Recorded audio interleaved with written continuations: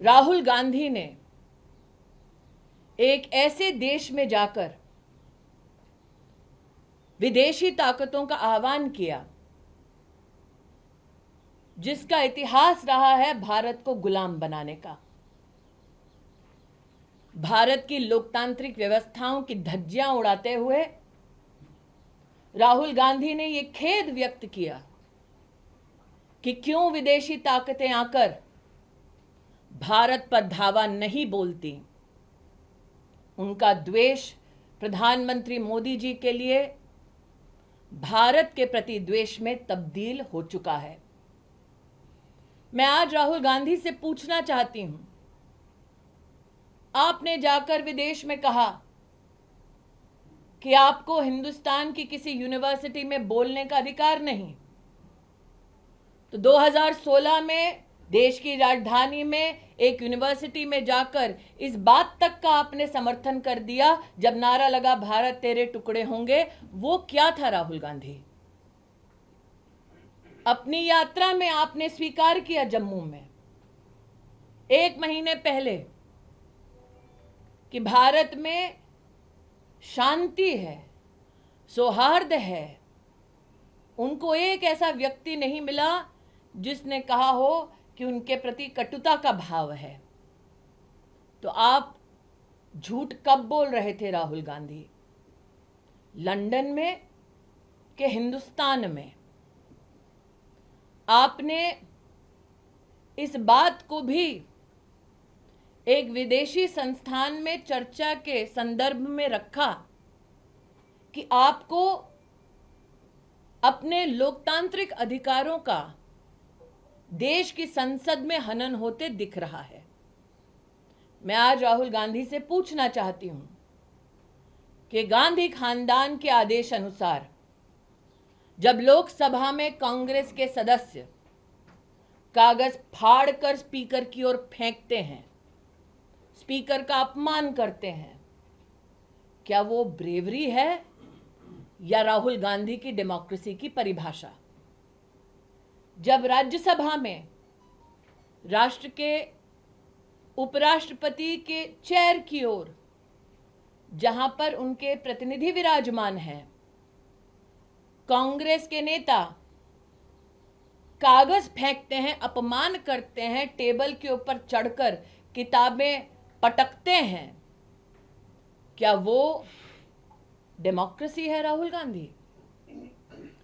मैं आज भारत के हर नागरिक की ओर से राहुल गांधी से कहना चाहती हूं कि संसद हमारे देश की मात्र सांसदों का जमघट नहीं है। हमारे देश की संवैधानिक परंपरा, राष्ट्र की लोकतांत्रिक ताकत और हर भारतीय का अधिकार क्षेत्र है। राहुल गांधी ने भारतीय के अधिकार क्षेत्र पर विदेशी ताकत धावा बोले ये आमंत्रण दिया है। राहुल गांधी ने विदेशी ताकत आके भारतीय संसदीय परंपरा को छिन्न भिन्न कर दें ये आह्वान किया है। राहुल गांधी भूल गए हैं कि संसद पर पताका लहराता है भारत का झंडा, जिसके लिए लाखों ने कुर्बानी दी। राहुल गांधी का संसदीय परंपरा का अपमान करना ऐसे राष्ट्रभक्तों का, उनके बलिदानों का और देश की लोकतांत्रिक व्यवस्था का और देश के हर नागरिक जो वोट करने जाता है उसका अपमान है। राजनीति में हार जीत राजनीतिक परंपराओं का हिस्सा है, लेकिन राष्ट्रनीति ये कहती है कि अपने राजनीतिक लाभ के लिए अपने पैरों तले देश की संसद को अगर रोधने का दुस्साहस करोगे तो देश जवाब मांगेगा, देश की संसद जवाब मांगेगी।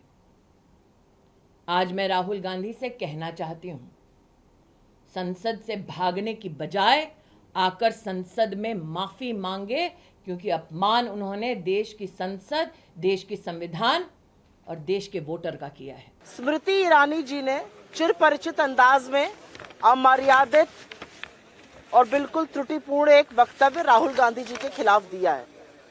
मैं उनकी व्यथा, उनकी वेदना समझ सकती हूँ। वो राहुल गांधी ट्रोल मंत्रालय की प्रमुख मंत्री हैं और वही काम वो पूरी शिद्दत से, पूरी लगन से करती हैं। और फिर उन्होंने देखा कि उनके मंत्रालय के ऊपर ग्रहण है, क्योंकि बहुत सारे लोगों में होड़ लगी हुई है कि राहुल गांधी जी को ज्यादा ट्रोल कौन कर पाएगा, कौन ज्यादा दो रुपल्ली का ट्रोल बनेगा इस सरकार के मंत्रियों में। उनको लगा कि अनुराग ठाकुर जी उनसे बाजी मार रहे हैं, तो मैडम ने आज फिर से कमान संभाल ली है और मैदान में कूद पड़ी है। लेकिन कुछ बातें जो उन्होंने कही हैं, जो सदन में कही जा रही हैं, सदन के बाहर कही जा रही हैं, उसके बारे में चर्चा कर लेना और उसके बारे में बोल लेना जरूरी है। और उसमें से पहली बात यह है कि राहुल गांधी जी ने ऐसा क्या कहा है जिससे बीजेपी इतनी विचलित है। क्योंकि हमारा अपना मानना है कि ये जो सारा तांडव अंदर मचाया जा रहा है, आप सोच सकते हैं कि सत्ता पक्ष खड़ा होकर खुद सदन की कार्यवाही नहीं होने दे रहा है। इससे बड़ा प्रमाण क्या होगा कि अडानी को बचाने के लिए ये सारे काम किए जा रहे हैं। अडानी पर चर्चा ना हो, अडानी पर आक्षेप ना लगे, अडानी की काली कारतूतों पर बातें ना हो, उस पर एक शब्द ना बोलना पड़े सदन में। इसलिए सदन की कार्यवाही रोकने का काम आज सत्ता पक्ष के मंत्री, सदन के नेता खुद खड़े होकर कर रहे हैं। नारेबाजी अब सत्ता पक्ष कर रहा है सदन में कि सदन ना चल पाए, और ये लोकतंत्र को क्षीण करना होता है।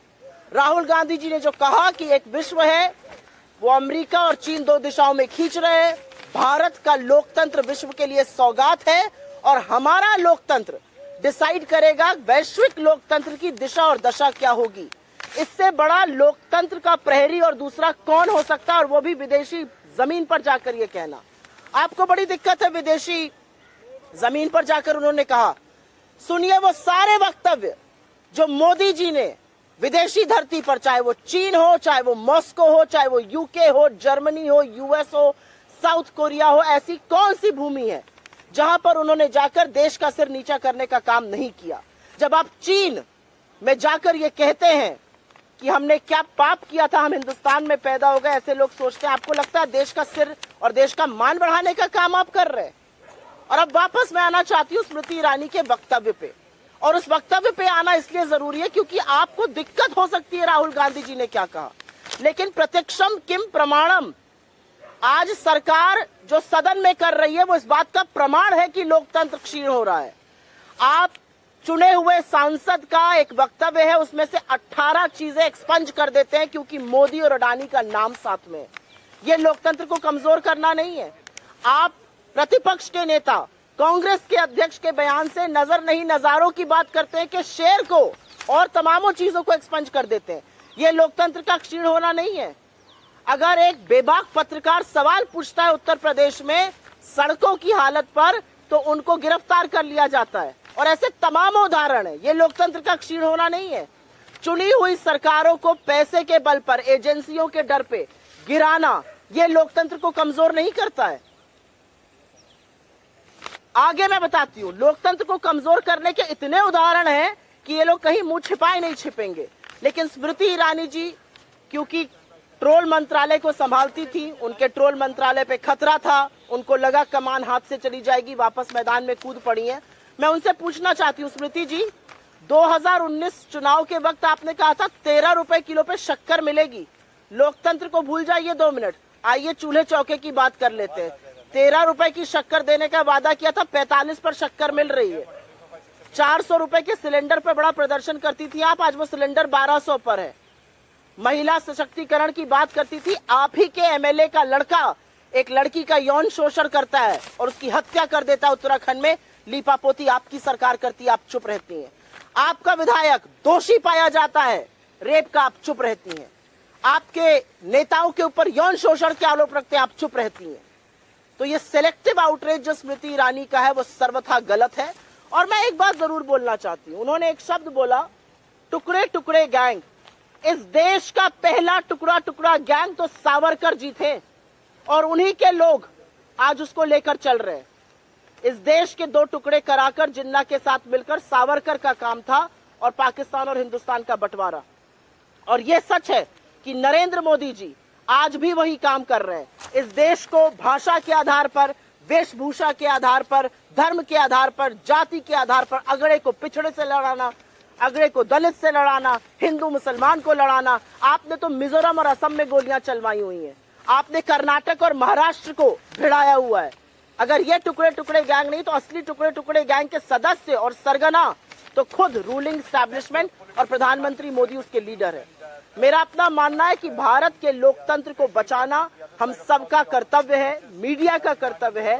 और भारत के लोकतंत्र की जिस तरह से धज्जियां सदन में और सदन के बाहर भारतीय जनता पार्टी उठा रही है, वो अपने आप में प्रमाण है कि किस तरह से लोकतंत्र कमजोर हो रहा है।